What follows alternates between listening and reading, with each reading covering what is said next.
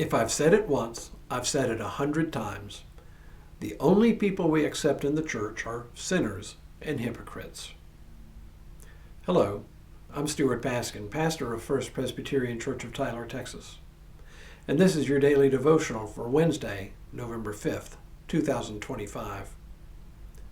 Of course, I say it a little tongue-in-cheek, but it does reflect something that is profoundly true.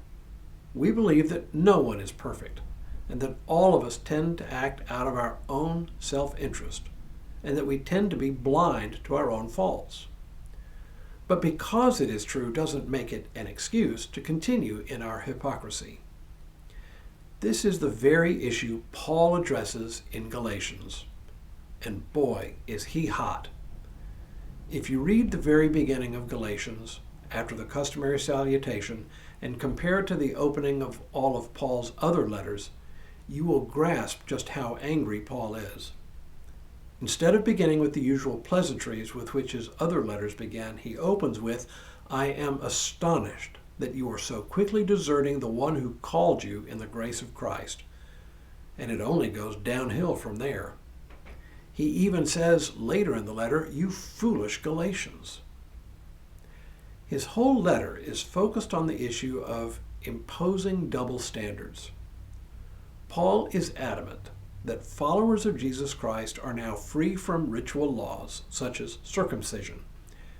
It is foundational to his message, and he is consistent about it throughout his letters. His whole argument is that if we believe we are made acceptable by following the law, then grace is null and void. It is to claim that we can make ourselves righteous by our own actions. But the Galatians had apparently been taken in by an evangelist who had convinced them that they had to follow Jewish law in order to be faithful Christians. In today's reading, Paul uses a conflict he had had with the Apostle Peter, whom he calls by the Aramaic version of Peter, Cephas, to illustrate his point. He writes, "When Cephas came to Antioch, I opposed him to his face, because he stood self-condemned. For until certain people came from James, he used to eat with the Gentiles.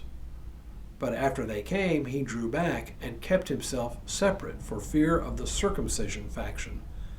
And the other Jews joined him in this hypocrisy, so that even Barnabas was led astray by their hypocrisy. But when I saw what they were doing, that they were not acting consistently with the truth of the gospel, I said to Cephas before them all, 'If you, though a Jew, live like a Gentile and not like a Jew, how can you compel the Gentiles to live like Jews?'" Paul's outrage with the Galatians is palpable. To counter what he sees as their hypocrisy, he recalls his dealings with the leaders of the church in Jerusalem, including James, the brother of Jesus, and Peter. He thought he had convinced them that requiring Gentile believers to adhere to Jewish law, including being circumcised, was just plain wrong. But then he found that Peter had caved into a faction within the Jewish Christian church that insisted that Jewish Christians must separate themselves from Gentile Christians so that the Jewish Christians would not become unclean by association with the uncircumcised. I think you can see what a problem this was in Paul's time. But it hasn't gone away.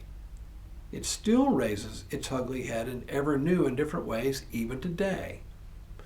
We in the church talk a good game, but our actions, sometimes, perhaps even frequently, do not match our words.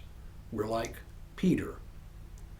There are still times that Christian leaders insist that people uphold certain standards of behavior, only to be exposed for not upholding those same standards themselves. Is there anything worse for the church than braying loudly about other people's behavior, only to be discovered doing the same thing?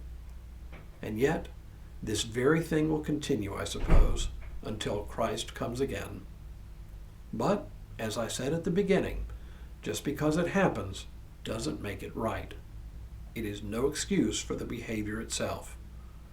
Paul's letter to the Galatians is a constant reminder that we need to do our best at all times to keep our words and our actions as closely aligned as possible.